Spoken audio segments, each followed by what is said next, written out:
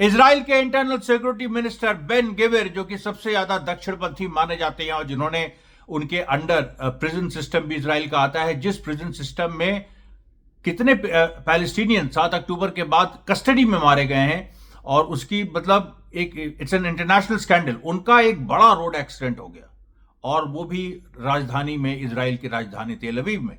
और उस एक्सीडेंट के पीछे जो हारेट्स है, जो इजरायली अखबार है और इजरायली सरकार, हारेट्स ने कहा है, सरकार ने तो कुछ नहीं कहा अभी, हारेट्स ने कहा है कि 76 ट्रैफिक वायलेशन उन्होंने किए, मेंटली अनस्टेबल सिचुएशन में थे और इसलिए एक्सीडेंट हुआ। दूसरा एक जो सोर्सेज आ रही है वो ये आ रही है कि कहीं ना कहीं इसमें रेजिस्टेंस का हाथ है। जी हाँ, इसमें रेजिस्टेंस का हाथ है। इजराइल के सीनियर इंटरनल सिक्योरिटी मिनिस्टर का एक्सीडेंट हो गया है, वो एक क्रिटिकल कंडीशन में है और उसके पीछे उनके पूरे वीडियोज आए हैं कि वो सड़क पे गिरे हुए हैं और उसके पीछे रेजिस्टेंस के हाथ की भी कयास लगाई जा रही है। अमरीश मिश्रा स्पीक्स में आपका स्वागत है।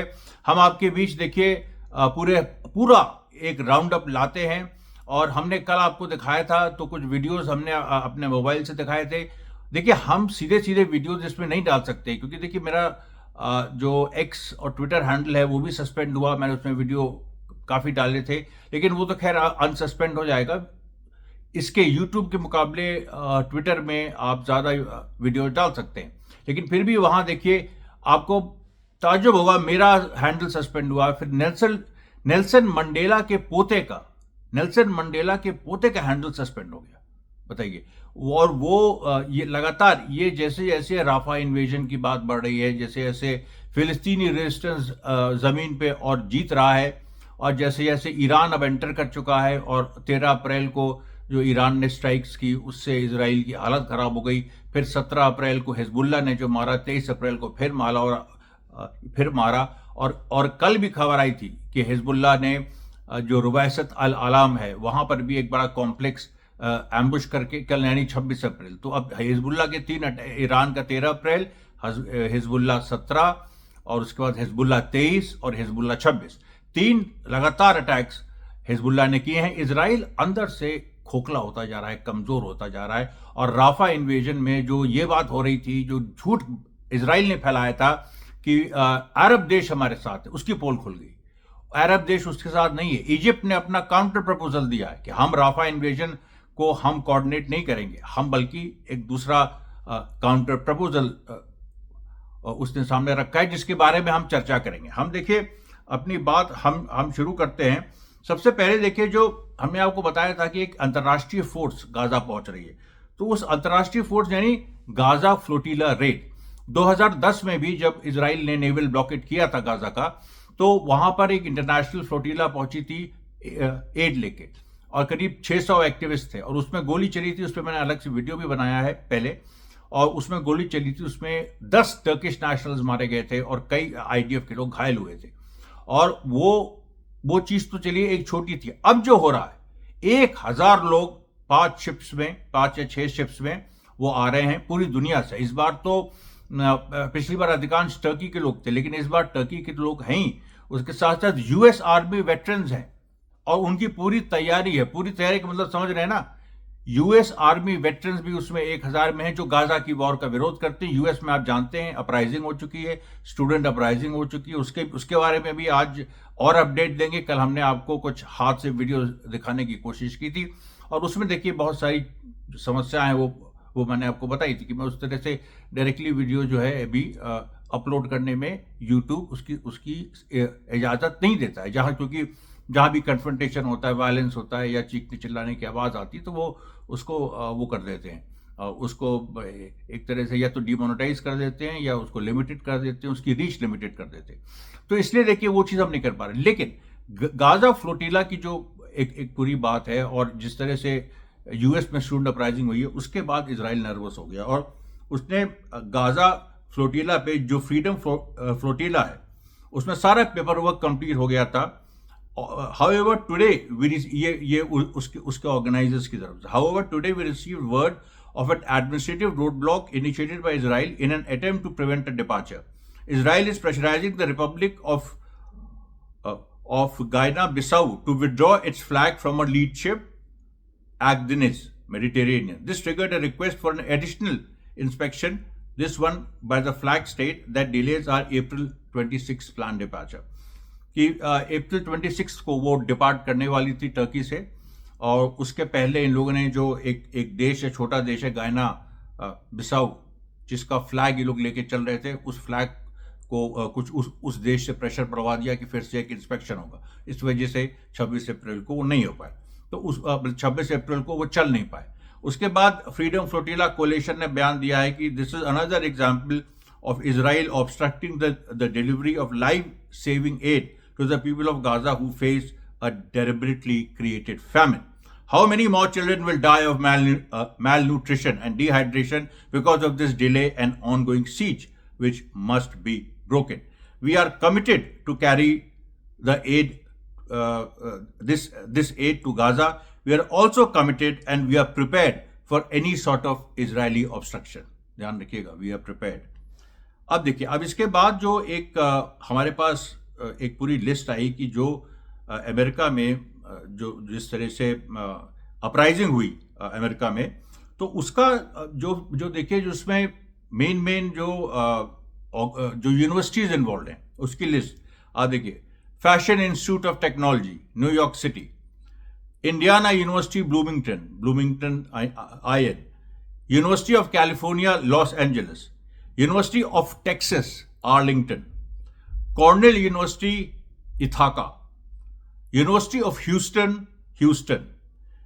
University of Pennsylvania, Philadelphia, Portland State University, Portland, Stanford University, Stanford, California, University of Illinois, Urbana, University of Connecticut, Warwick University, UK. This is a university in UK. अब देखिए, अब इसके पहले यहाँ मतलब ऑलरेडी इनकैम्पमेंट शुरू हो गए कि स्टूडेंट्स ने अपने कैंपसेस पे कब्जा करना शुरू कर दिया। उसके पहले जो पूरा हुआ था, जो कल की घटनाएं थी, उसमें भी देखिए इमर्सन कॉलेज, फ्लोरिडा कॉलेज और Ohio state university, Princeton university, rice university, Massachusetts institute of technology, दुनिया की सबसे बड़ी, जिसको most prestigious institute of technology, University of Maryland, University of Miami, University of Minnesota, University of New Mexico, University of North Carolina, ये एक के बाद एक। ऑस्ट्रेलिया में मेलबर्न यूनिवर्सिटी, फ्रांस में भी जो हमने आपको बताया था कि पूरी तरह से वहाँ पर सोबोर्न यूनिवर्सिटी और कई जगह से छात्र निकल आए हैं और वो लगातार सामना कर रहे हैं। अब एक और देखिए खबर अभी आई है कि जो बेन गिविर का जो एक्सीडेंट हुआ है, उसके पीछे फिर इजराइल कह रहा है, इजराइल का ये ऑफिशियल स्टेटमेंट एक आया है कि द इंसिडेंसेस ऑफ और the participation of the resistance can not be ruled out. Participation of the resistance can not be ruled out. Israel के इंटरनल सिक्योरिटी मिनिस्टर पे क्या हमास ने हमला किया है सीधा? और कैसे हुआ? किसी को उसमें कोई वो उस तरह का ऑपरेशन नहीं था जो कि रन ओवर ऑपरेशन हमास करता है कि कुछ फिलिस्तीनी युवा अपनी कार को लेके भिड़ा देते हैं IDF की व्हीकल्स में और उससे IDF को बड़ा नुकसान होता है, या स्टैबिंग ऑपरेशन। वैसा नहीं था ये, क्योंकि किसी कार से ये नहीं भिड़े। इनकी कार शुरू से ही बहुत स्पीड से चल रही थी। 76 वायलेशंस इन्होंने किए। पहला भी इनका इतिहास वायलेशंस का है। अब ये क्लियर नहीं कि आज ही 76 किए कि टोटल 76 किए, लेकिन आज कम से कम एटलीस्ट, देखिए इसमें लिखा है आज कम से कम एटलीस्ट 10 वायलेशंस बेन गिविर की कार कर रही थी। और वो ऐसा लग रहा था कि इधर द ड्राइवर इज ड्रंक और there is someone else is driving the car. ये बहुत ही रहस्यमय, बहुत ही मिस्टीरियस, मतलब इब्ने सफ़ी के लेवल का, मतलब इब्ने सफ़ी जो इतने बड़े जासूसी नॉवलिस्ट, उस लेवल का ये पूरा कुछ मतलब लग रहा है कि जिस तरह से अचानक उनकी नॉवेल्स में ये एकदम से गाड़ी चलती थी और उसको कौन चला रहा है वो पता नहीं चलता था। बाद में पता लगता था कि कोई और उसका मतलब कोई दूसरे कैंप का या कोई दुश्मन जो उनका दुश्मन है उस कार के ओनर को, वो गाड़ी चला रहा है। तो ये देखिए एक इवॉल्विंग स्टोरी है बेन गिविर वाली, इनके एक्सीडेंट की। इसका क्या रिपरकशन होगा पॉलिटिकल? हो सकता है इजराइल के अंदर, वो ये भी हो सकता है इजराइल के अंदर जो लड़ाई चल रही है, जो बेंजामिन नेतन्याहू वर्सेस बेन गिविर और बेंजामिन नेतन्याहू और तमाम जो दक्षिणपंथी फोर्सेस वहाँ पर हैं जो प्रेशर कर रही हैं। देखिए वहाँ पर दो तरह के, बेन गिविर दक्षिणपंथी खेमे का नेता है, वो उसका ये कहना है कि तुरंत राफा पे हमला करो, सारे फिलिस्तीनी कैदियों को मार दो, ये कर दो, वो बिल्कुल एक्सट्रीम।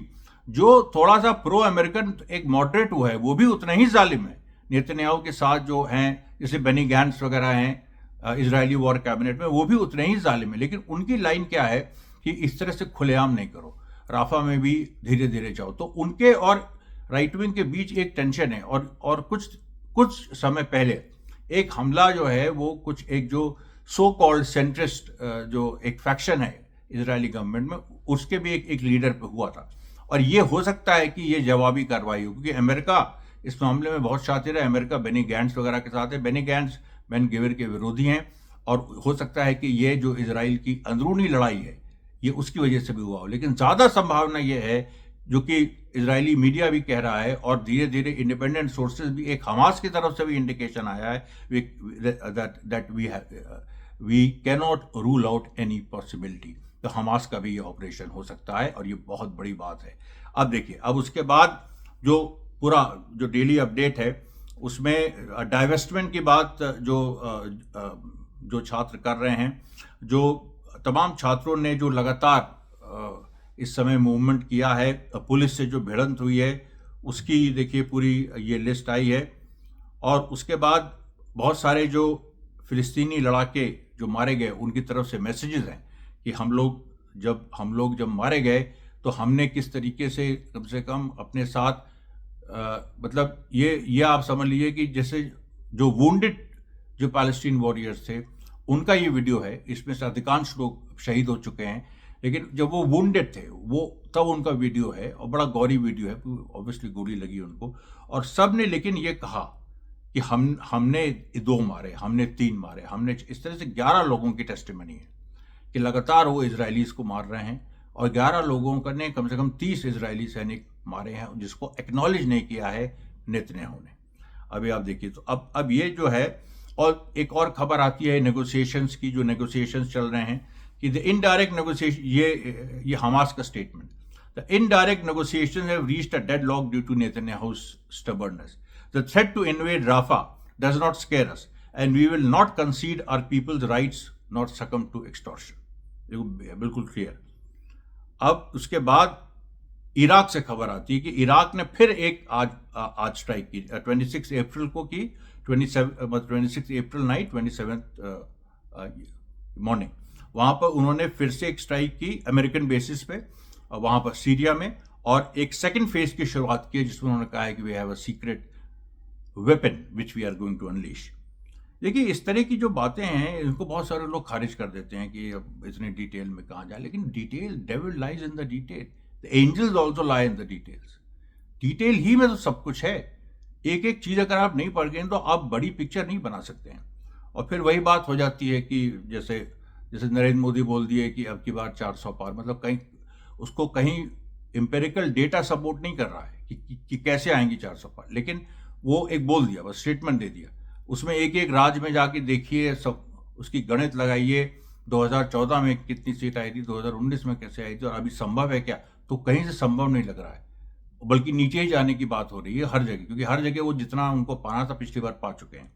तो होता ना कि एकदम जो पहाड़ पे आदमी पहुंच जाता है तो उसको तो नीचे उतरना है ना, वो और तो कोई रास्ता है नहीं, आसमान में तो आप उड़ेंगे नहीं, आपको नीचे उतरना है। तो ये देखिए, ये बात जो है डिटेल्स की। और उसके बाद देखिए, जो पैलेस्टीनियन इस्लामिक जिहाद है उसके ऑपरेशंस हुए गाजा में। यहाँ पर जो वेस्ट बैंक में जो जेनिन में सालेम चेक पॉइंट है, यहाँ पर पैलेस्टीनियन रेजिस्टेंस ने हमला किया। उसके बाद जो खान यूनिस में जो जॉइंट ऑपरेशंस चले पैलेस्टीनियन रेजिस्टेंस के, उसके बारे में पूरा डिटेल आया कि कैसे उन लोगों ने एम्बुश किया, कैसे फिर वही बात है कि सुरंग में इजरायली सोल्जर्स को ट्रैप करके और उनको मारा। उसके बाद देखिए, जो रुवैसत अल अलम में जो हिजबुल्ला ने कॉम्प्लेक्स ऑपरेशन किया, जिसमें उसने इजरायली हेडक्वार्टर्स को फिर से टारगेट किया, IDF हेडक्वार्टर्स को, और जिसके बारे में ये खबर आ रही है कि वो भी बड़ा नुकसान हुआ है। अभी डिटेल्स कितना नुकसान है वो नहीं आए, लेकिन एक बड़ी चीज़ उसको माना जा रहा है। उसके बाद यमन, यमन ने देखिए एक और स्ट्राइक कर दिया, जो एमएससी डार्विन को दोबारा मारा था परसों। आज Andromeda Star British oil tanker Andromeda Star, इसको आप सर्च करिए, ये डायरेक्टली यमन ने मारा है। देखिए यमन पे 1000 से ऊपर एयर स्ट्राइक्स हो चुकी हैं। ये यमन के करीब 30 से 40 लोग मारे जा चुके हैं एयर स्ट्राइक्स में। लेकिन यमन की ऑपरेशनल कैपेबिलिटी को अमेरिका और ब्रिटेन छू तक नहीं पा रहे हैं। ये क्या दिखा रहा है? ये जो सारी चीजें हैं ये क्या दिखा रहा है? उसके बाद हिजबुल्लाह का और जो आज का आया कि अल रमता साइट इजराइल की, वहां बम्बार्डमेंट किया। उसके बाद हबूशित साइट, ये सब नॉर्थ इजराइल में है, यहां पर बम्बार्डमेंट किया। उसके बाद देखिए इराक से एक और मैसेज आई कि एक और अमेरिकन टारगेट पे हमला हुआ। उसके बाद तुलकरेम की लड़ाई में, जो तुलकरेम में बार बार जो 3 दिन की लड़ाई चली हिस्टोरिक, जिसके बारे में वीडियो मैंने बनाया था, उसके बाद फिर से आज आईडीएफ ने कोशिश की, लेकिन आज बहुत ही कम समय में रेजिस्टेंस ने इजराइल को पीछे ढकेल दिया। और ये देखिए, ये जो एक पूरी जो रैपिड रिस्पांस ग्रुप है, ये जो वही तुलकरेम का, इसने तुलकरेम में वेस्ट बैंक में अल सलाम जो राउंड अबाउट है वहां पर घेर के इजरायली सोल्जर्स पर गोली बरसाई और उनको पीछे हटना पड़ा। अब देखिए, अब यहां पर वही है कि एक जो हमास ने प्रपोजल दिया था उसका कुछ रिस्पांस इजराइल ने दिया है। अभी एग्जैक्टली क्या मतलब वो सीज फायर को लेके अभी एग्जैक्टली क्या है इसके, ये अभी ये क्लियर नहीं हुआ। लेकिन इसमें देखिए ये बात सामने आ रही है कि हमास ने एक स्टेटमेंट दिया और उस स्टेटमेंट में हमास ने ये कहा कि हम अगर 2 स्टेट सोल्यूशन मान लिया जाए तो हम इस लड़ाई में पैलेस्टीनियन लिबरेशन ऑर्गेनाइजेशन जो मोहम्मद अब्बास की पार्टी है, हम उसके साथ भी हम मिलने को तैयार है। अगर आप पैलेस्टीन हमको स्टेटहुड दे दोगे, हम सारे होस्टेजेस छोड़ देंगे। ये तक हमास ने कहा, जबकि हमास 1 स्टेट सोल्यूशन का, तो ये हमास अपनी तरफ से पूरी कोशिश कर रहा है कि शांति स्थापित हो, यहां तक उसने कह दिया। लेकिन इसमें इजराइल का जो एक बदनीयती है वो सामने आ रही है। अब देखिए, अब यहां पर जो एक ह्यूमन कैटास्ट्रफी जो पूरे गाजा में जो हुई है, और उसमें देखिए जो दो खतरे सामने आ रहे हैं। एक तो जो इजरायली प्रिजन्स हैं, जहां पर पैलेस्टीनियन प्रिजनर्स हैं, वहां पर स्केबीज फैलने का खतरा है, क्योंकि कई दिनों से वहां लोगों को नहाने नहीं दिया जा रहा है, वहां लोगों को अपनी बेसिक एक्टिविटीज नहीं करने दी जा रही है, तो वहां स्केबीज फैलने का बहुत बड़ा खतरा है। दूसरा, जो नासिर कॉम्प्लेक्स से जो एक हैरत अंगेज जो बात आई सामने कि इतने सारे शव बरामद हुए जिसमें किसी का सर नहीं था, किसी के ऑर्गन्स नहीं थे, तो उसकी वजह से एक बड़ी महामारी गाजा में फैलने की पूरी तरह से संभावना है। इधर एक और खबर आई कि जिसके बारे में मैंने बताया था कि अमेरिकन शिप आ रही है, और भाई उसने जो कहा था कि हम जो हैं 2 मिलियन लोगों को हम 6 महीने खाना खिला सकते हैं, उसके लिए एक इंडिपेंडेंट हार्बर बनेगा, कुछ प्राइवेट जो कॉन्ट्रैक्टर्स हैं वो भी अमेरिका के आएंगे, मैंने सब बताया था आपको। उसकी भी अभी तक वो पहुंची नहीं है। उसकी भी खबर यह है कि उसमें कुछ जो हार्बर है उसका कंस्ट्रक्शन शुरू हो गया है।